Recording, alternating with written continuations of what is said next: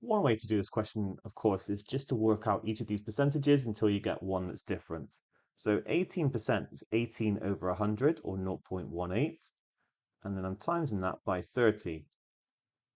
You can actually just jig this around a little bit to make it 1.8 times 3. I've times the left-hand side by 10, divided the right-hand side by 10, so it doesn't change the calculation.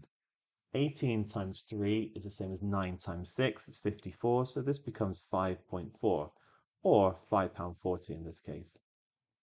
Okay, and you could proceed in a similar way for the rest. Now, there's an even better way to do it, and I think anyway, and it's using this sort of same balancing idea, timesing the left by 10 and dividing the right by 10, but it doesn't have to be 10.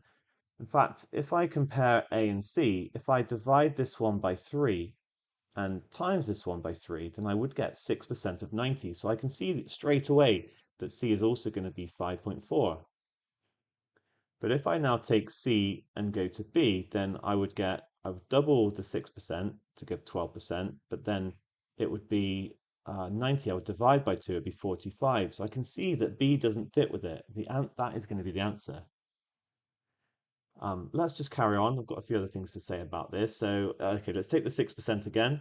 If I divide it by 3, then I'll get 2%, and times it by 3, I'll get 270. So I can see that E fits. And then if I double the 2% to 4, halve the 270, I also get 4% of 135. The other way, like this is quite a nice percentage method, is to say, well, 12% of £50 is actually the same as 50% of £12. You can just swap the two around because essentially you're doing 12 over 100 times 50.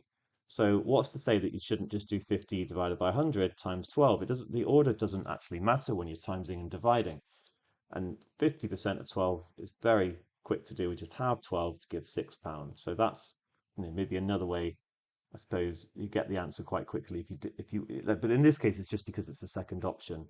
Whereas my other method works in general. If we had lots of values, we could just very quickly jump between them and see other ones that were the same. So, I could do 1% of 540. That would be another, you know, equivalent calculation by halving the 2% and doubling the 270.